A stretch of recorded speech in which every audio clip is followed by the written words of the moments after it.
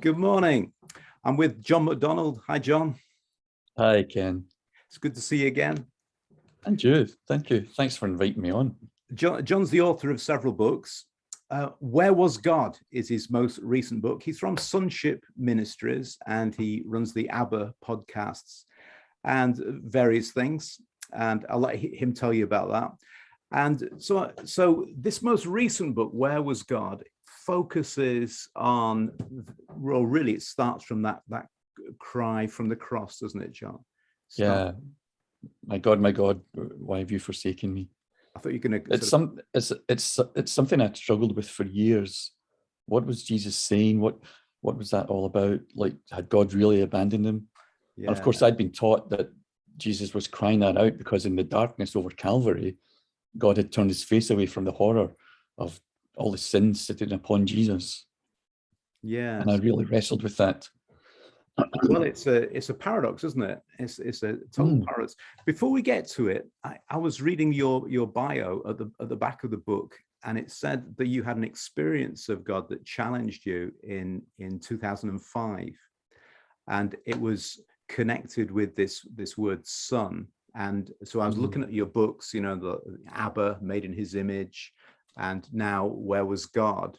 And it seemed like there's a very strong thread going here. So I wonder if you'd start with like telling us about what that experience was like. Sure.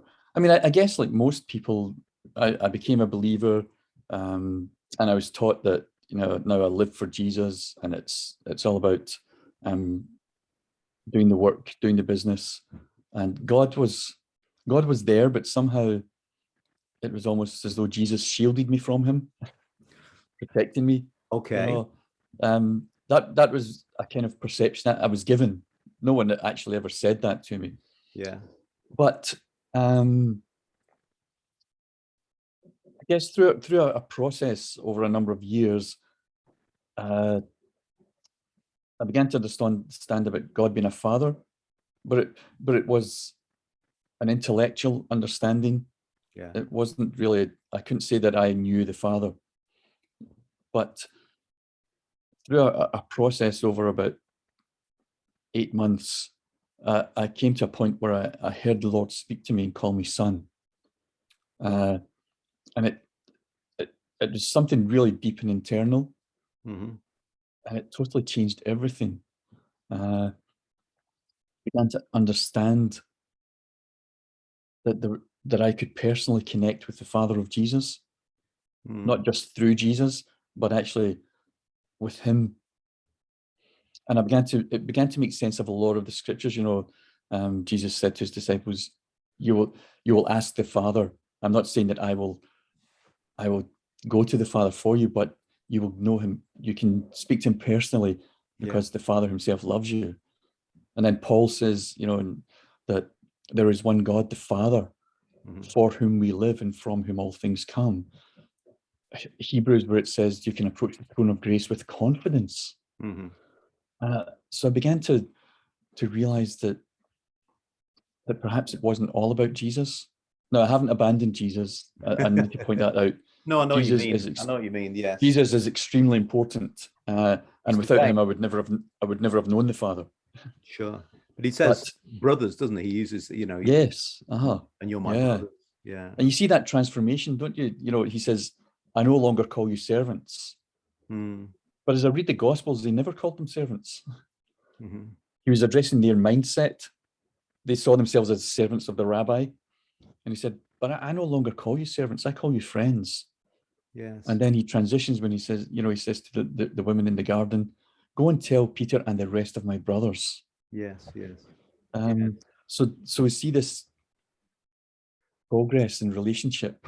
Yes. And I guess that's where I'd come to that point where I really understood what Jesus meant about being his brother, having the same Father. Yes. And that began a whole journey.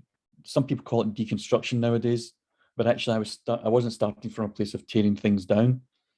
Yeah, but getting a hold of place of I was actually beginning to actually apprehend yes what the Bible spoke about, my relationship with God. Sure, I get it. Yeah, it was. I was reading the account of John Wesley, and so you sort of think of him getting converted at one point, and this is what happened when he was. But when you read his stuff, that's not the case at all. He was way back. He really knew his stuff. He'd even become ordained. He was well on the way, and it was then he said, "But I," and then in this account of his. At Aldersgate, he was saying, I felt it for myself. It's like he came into a personal assurance of what he knew intellectually. Yes. Sounds a little and that, it's very similar. Yeah. So that change in your life, that apprehension of being a son, that's really colored all these books that you've written, hasn't it? It's definitely. Yeah. I think it's really interesting that he didn't come to me and say, John, I'm your father, but he gave me my identity. Yeah. But my identity is only understood in relationship with him. Okay. My true identity as a son. Yeah. And so it began me on a journey of discovering, well, what is my father like? Right. And what does it mean to experience that love? Okay. Well, because, I've been in the charismatic and Pentecostal movements. I've had the shivers up my spine and I've fallen on the floor and I've laughed and, but there's something more substantial about love that goes beyond those things. Right. Where it's difficult to explain because it's just, it's a substance. I can be in a room, and I think I've written this in one of my books, and look across the room and catch my wife's eye. Perhaps she's in conversation, I'm in conversation with someone else. But when I catch her eye, I feel her love. It finds a landing place in me. Okay. And it's almost like that with Father, that his love finds a landing place in me. And it's not shivers and sometimes there is a little bit of emotion with it. But bring on the shivers. I'm okay with the shivers. So it's great because it's almost like a double reassurance. But it's not always that, I like the association with love between you and your wife, because you're just talking about, really, for most of us, that's the deepest relationship in our whole life is the man-woman relationship. And that's what we can really latch onto. And so when you say it's like that, say, oh well, okay, I got you. Yeah. Well, let's take, that informed the book Abba, didn't it? That same thing. Yes. And of course, what you're doing is you're talking about the same as the way Jesus was in relationship with his father, that word Abba. Yeah. And then in your book, Made in His Image, you started to talk in a really challenging way to me about like the femininity of God is probably the wrong phrase, but like saying this is beyond gender. It has to be beyond gender. Yes, exactly. Well, I think, if man and woman are both made in God's image, then there must be something of femininity within God as well as masculinity. And I think within God, they're equally balanced. Within human beings, they're not equally balanced, although they're both present. Yes. Well, we think of things like compassion and gentleness as feminine qualities, but men can be compassionate and gentle. Yes. And women can be strong and lead, Sure. I just wanted to say that before we got on to the next bit, because if you emphasize the fatherness of God, just without saying that other side, it can create a sort of dominating, macho type image.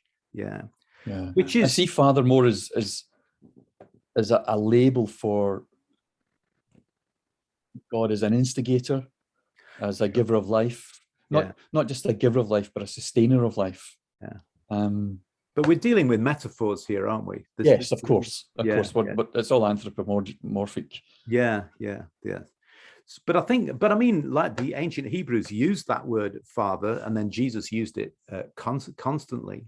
But what they mean in the ancient Hebrew narratives is not the stern boss, the patriarch, so much as the protector of the Yes. tribe. Yeah. Well, the whole idea of a father, which is why Luke 15 is so shocking, is that he's the one who keeps the family together. He's the one who holds it all together, not just the immediate family, but the extended family. Yeah. He's the protector, he's the guide, he's the sustainer and provider. Yeah. For the extended family, even. Well, let's get to the point now. Let's get to the tough bit. Because in this last book, you take all that you've learned so far of the way that God's been leading you, and then you take it to basically the crisis point. So Jesus on the cross, facing what in some strands of theology is described as the wrath of the Father. Yeah. And so you say, where was God? So it's really, again, you've created a strong challenge to your own perceptions of what father means. So I don't know where to lead into this from, but why don't you just talk about, well, I'll tell you what, how about this? How do you get on with the hymns that sing about the wrath of God was satisfied? The wrath of God was satisfied. I can't sing them because I don't believe it at all. Okay. It's interesting because a lot of the scriptures where we speak about the wrath of God, in the original languages, it doesn't say of God, it just says wrath. Yes. It doesn't say of God. Yeah. So I think it says it once at the beginning of Romans, doesn't it? Yes, it does say it once, yes. But it's referring to idolatry, and then it moves on to it says wrath. Yes. So the challenge is what is the wrath? And for me, I've come to the conclusion that it's actually the wrath of the Romans in AD 70. Right. When they destroyed it. It's interesting because they destroyed Jerusalem, they destroyed the temple, and some people say that it happens on the same day that the first temple was destroyed, way back from, the Babylonian days. Mm-hmm. It's very interesting, and I see parallels between the ministry of Jeremiah and the ministry of Jesus. Mm-hmm.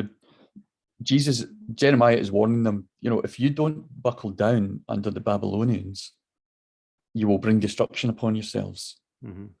And Jesus is saying to them, if you don't listen to me, you're going to bring destruction upon yourselves.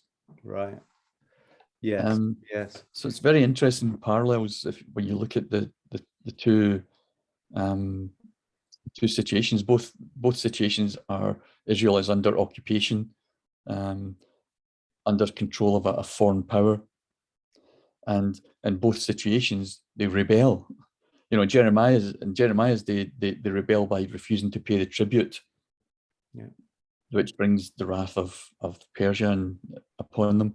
And in Jesus' day, following Jesus' day in AD 66, they start a revolt against Rome that eventually results in destruction and hundreds of thousands of deaths. Another book is in your head here.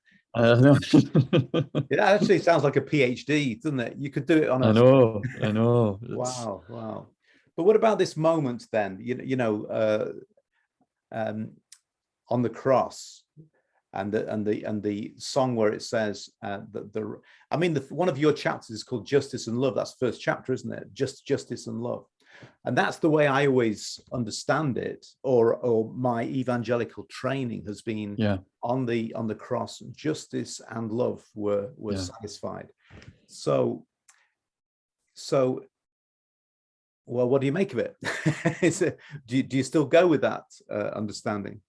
No. Well, I think the justice we're speaking about is actually human perception of justice.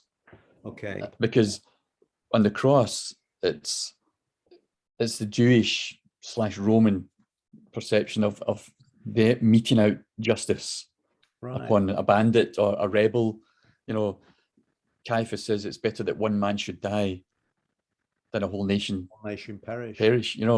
So their perspective of justice has been meted out. But it's our anger, it's our wrath, it's our violence that's been perpetrated. We had a choice not to kill Jesus. I don't believe in that whole determinism thing where it's like they had no other choice. Of course they did.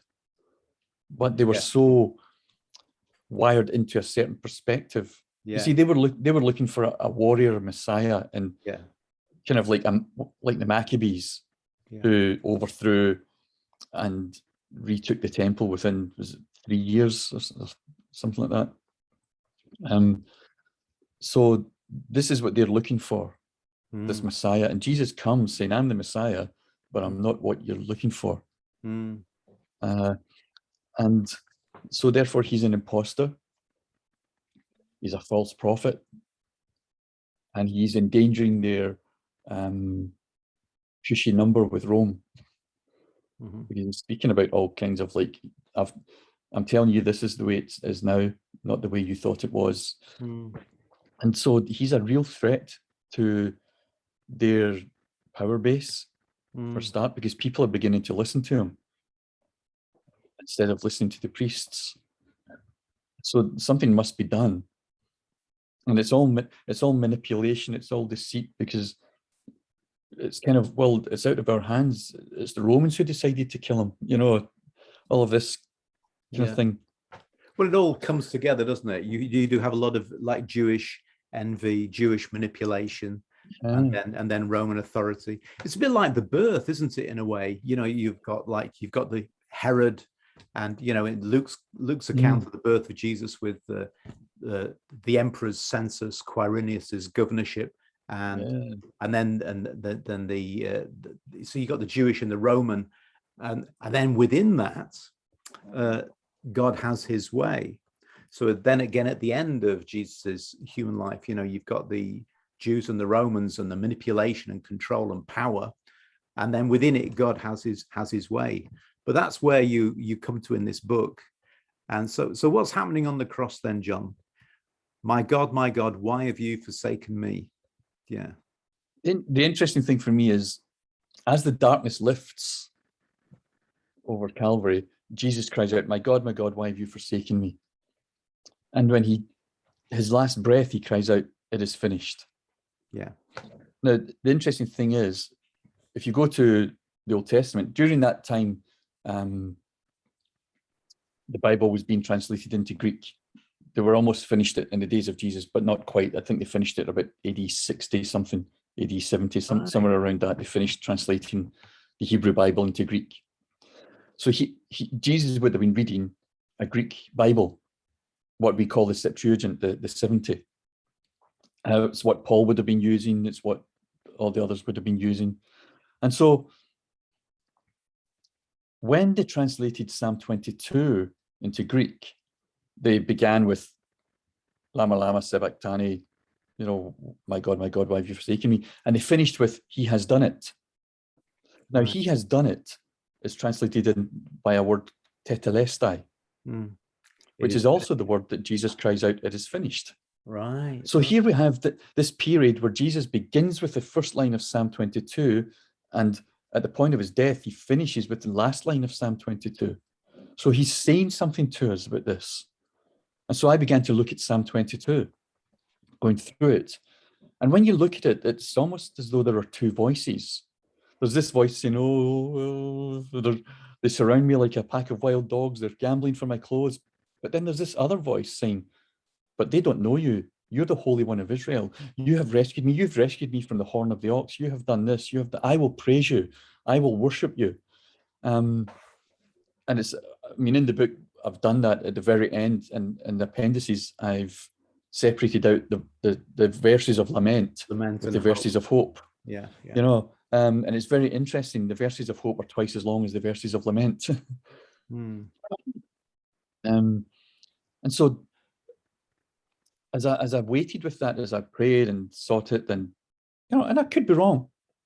This is the thing I'm discovering, that I need to hold things loosely, because in 5 years I might look back at that and say, "Oh my goodness, what a load of rubbish I wrote." No. But you know what I mean. It's a journey, isn't it? It's always a journey. Yes, exactly. And I think if we're not continually transforming, there's something, we've stagnated. Yeah. But anyway, as I sat with it, I realized that what's happening is we have this voice describing what's happening externally. Yes, they are gambling for his clothes. Yes, they are like a pack of wild dogs. Yeah. Yes, they are calling him names, and they're they're belittling him and they're humiliating him. Right. But then there's this other voice that's saying, but I know something they don't. Yeah. I know you're the Holy One who rescued our fathers. I know you're the one who has rescued me from the horns of the ox, who has come through for me. I know you're, and so there's this voice of that has never lost hope, even though, and it's, he's saying, like, at the very end, even the one who cannot save himself will be told to generations for posterity. And so there's this, it's almost like it's the same voice that cries out, it is finished. It is finished is like, yes, it has been finalized, it has been completed, it is fulfilled. And it's the same voice that's crying out, you're the Holy One. Even the one who cannot save himself will be recorded for posterity. And the thing that really struck me was in verse 24, when it says, he has not hidden his face from him, but has heard his cry for help. And that astounded me when I read that in the context of the cross. Mm-hmm. And I don't think there's anyone who would disagree that Psalm 22 is a messianic psalm. In fact, Matthew even quotes almost verbatim from Psalm 22 when he's describing them shouting at Jesus on the cross, telling him, come down, rescue yourself. Yeah. And so there's definitely a link with Psalm 22 to that event, the events of Calvary. Yeah. And so when I read that, he has not hidden his face, I think, well, why have I always believed that he did? And so it began. Yeah, that's the hymn again. The Father hid his face. The Father hid his face. Yeah. So I began to look at. That's not biblical, is it? It's not New Testament. The Father hid his face. No, it's not. It's not. No, in fact, he said, if you want to collate all the words from the cross, because they're all different, aren't they? Yes. So what you're saying is that Psalm 22 becomes a kind of frame of understanding it, and it's not a frame of defeat. So. It contains victory. It's not just lament. It contains hope, and the hope is bigger than the lament. Yeah. Well, most definitely, yeah. Everything is coming together at this one point, and then maybe you should have written this book, Ken. That's a really good way of putting it. I want to write it down. I've read it though. I did read it. Yeah. Well, I always had this thing about the cross that it was like a kind of reversal, like it's a reversal of human ideas of success and power and control. A complete reversal of that. And also, so if you say Jesus was God's success story, okay, this is what a success story looks like. You think, no. Yeah, who wants that kind of success? Who wants, who I'll just leave me here with my mediocre failure. I'll keep my little power base where everyone listens to everything I say, and that's very, very tough, isn't it? So let's get to the heart now of where was God. So you're saying God was not hiding his face. No. And of course we got the other, Paul saying God was in Christ. Yeah. So we know that. So we're not like want to play games with it. So, but God is completely involved in what's going on. Yeah. Well, Jesus said, I only do what I see the Father doing. Right. So did he see the Father going to Calvary? Yeah. This is, he's saying it's not I who do these things, but it is the Father in me doing his work. Right. So is the Father still in Jesus doing the work of the cross? What is the work of the cross? Yeah. So what is it? What's the answer? Yeah. Is it the appeasement of God's anger against humanity? Okay. Well, I don't believe so, because in the very beginning, we don't see any anger in Eden. Yes. There's no wrath in Eden. Yes. Against those original sinners, if you like. Because I suppose the one they'd say is, the Genesis 3:15, the seed of the woman will bruise the serpent's heel. That's the one that they connect, isn't it, from the Genesis account to the cross account. That one there. But then if it's the serpent that's been crushed, why do we lay it all on God? Yes. If it's the serpent that's attacking and needs to be crushed, why do we say it's God's wrath? So what's happening on the cross, John? It's not a matter of, like, one of the interpretations of the cross has been like you've got this bunch of anger against sin, and then somehow the cross of Christ takes that anger on himself, and then he dies with it and then rises without it, or something. I've even heard it preached from godly people that I love, saying every sin in the world slowly seeped into his head, and you know, as if he's carrying it all. And I've never been convinced. I've enjoyed the presentation of it sometimes. Yes. I've never felt the connection between what was happening with Jesus with how I live my life and my tawdry, unclean mind and my stupid ideas and my sinful attitude. I can't kind of get a grip of how him dying there changes me here. Yeah. Well, I think that one of the things we're taught is that we're separated from God. Yeah. But Paul says something different in Colossians chapter 1. He says, you were alienated in your mind because of your evil behavior. Now we have, because of the knowledge of the tree of the knowledge of good and evil, we have made judgments about our lifestyles, our worth to God, our value to him, and pronounced ourselves as evil. Right. And that has created an alienation of enmity in our minds. God is an enemy towards us because we are evil. And so we have to live this way, we have to perform this way. And the cross was about removing that sense, that false sense of alienation. You know, alienation means to create circumstances where you cannot participate in relationship with someone. Yeah. Whether it's real circumstances or imagined circumstances. So we have created this imagined circumstance where we cannot relate to God the Father. Wow. So we need Jesus. But that's another problem, because if Jesus effected reconciliation, why are we still looking for a mediator? The mediator is for those who are not yet reconciled.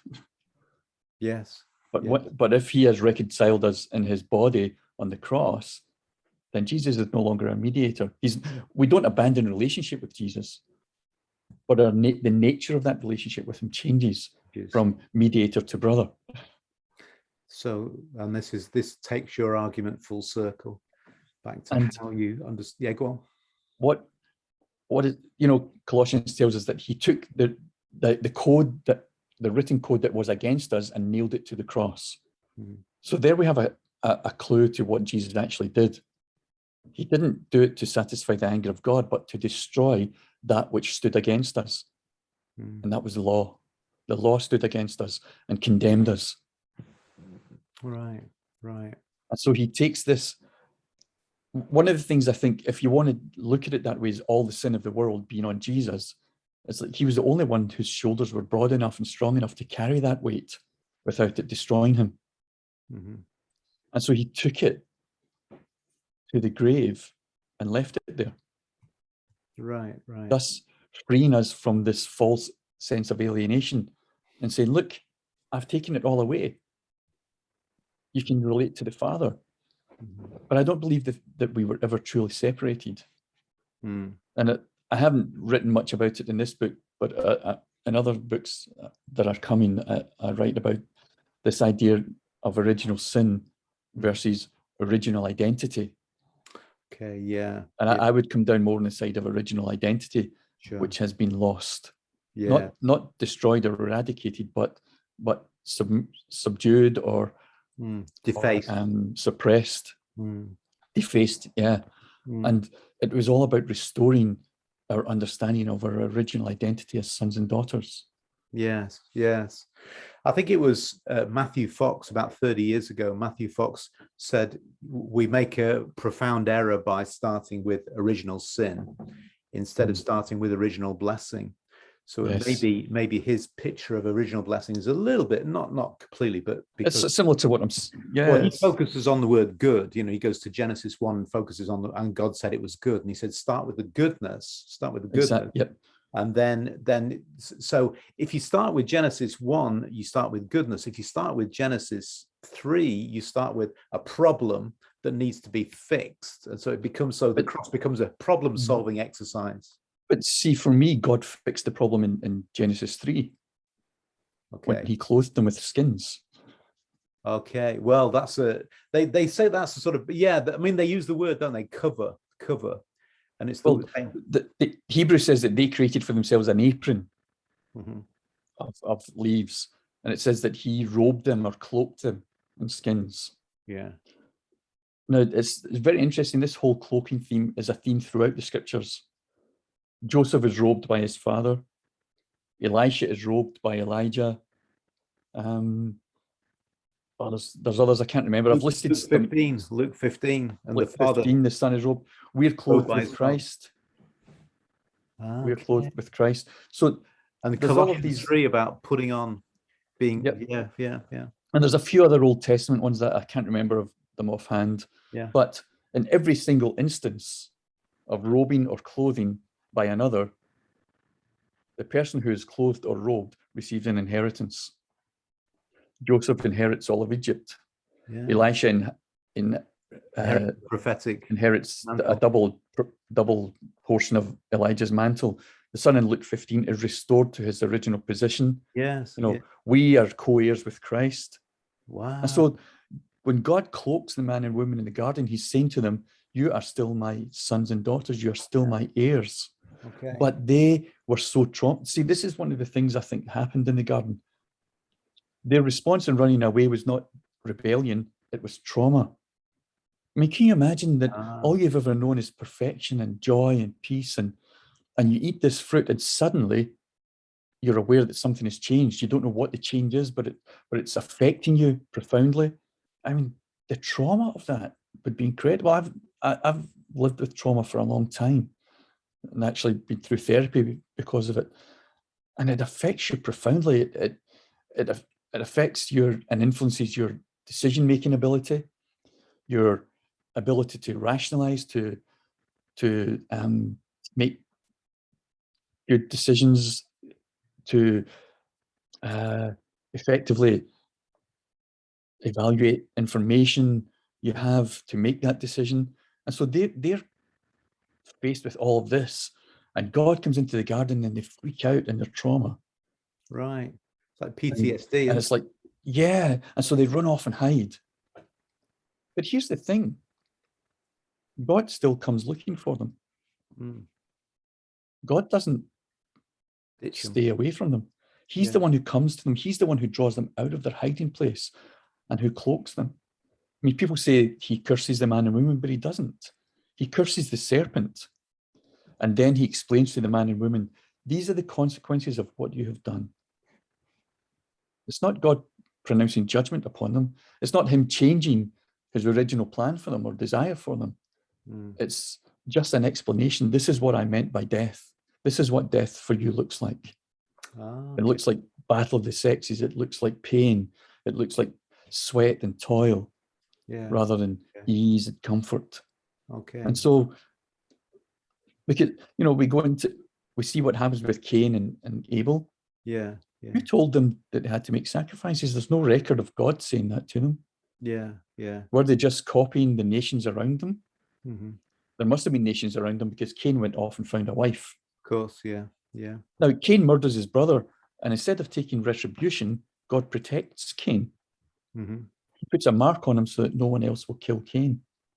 So it seems to me that you're going way back and you're taking the idea of retribution out and you're putting in the idea of, well, I suppose transformation, restoration. Yeah, restoration is what it's about, not retribution.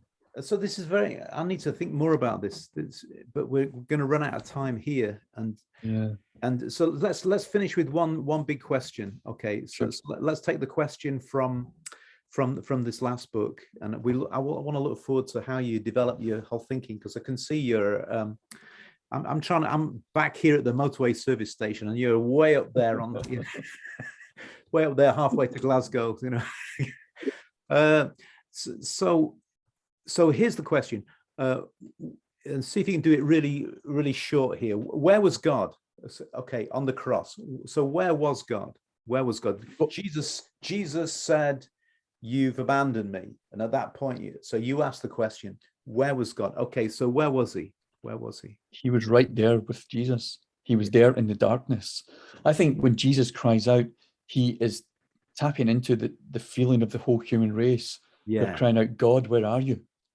I don't think, in his humanity, I think he's feeling it. He's feeling what the human race feels. In that moment, he becomes the human race. And he feels what we feel. But as we see in Psalm 22, he knows that it's not the truth. He knows that God is there because he said, "You will all run away and leave me, but my Father will be with me." So he knows that God is still there. But you think, I look at the sky just now and it's cloudy and it's bright. There are stars up there. I can't see them until it becomes dark.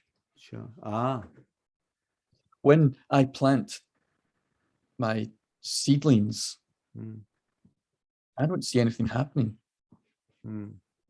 I can stand and watch, and it's days before the first little sprouts appear. But something is happening down in the darkness of the soil where no light is reaching. I mean, I think it's incredible. No light reaches the plant. We know that plants need light. They photosynthesize the light and everything. But when they're down there in the soil, there is no light. And yet something is still growing. Something is still developing. So God, go on. I don't understand the darkness over Calvary. But I believe God is in it. He is developing something. Something is developing there. Because there is no question Jesus will become the name above all names. Death is not the end. So this is a picture. This is a picture of God moving in darkness, which is actually really profound, isn't it? When you think, I mean, I meet so many really, really sad and broken people, just with kind of regular lives and still feeling, gosh. I mean, the light shines in the darkness, and the darkness has not overcome it. So we've created this whole thing about darkness and evil, but the light shines in the darkness. And God was doing something there in the dark. I think that's why it says, he will never forsake you. Amen. Even in our darkness, God is there. We can't see him. We might even cry out, "God, where are you? Why are the skies brass?" But he's there. As Francis Schaeffer said, he is there and he is not silent.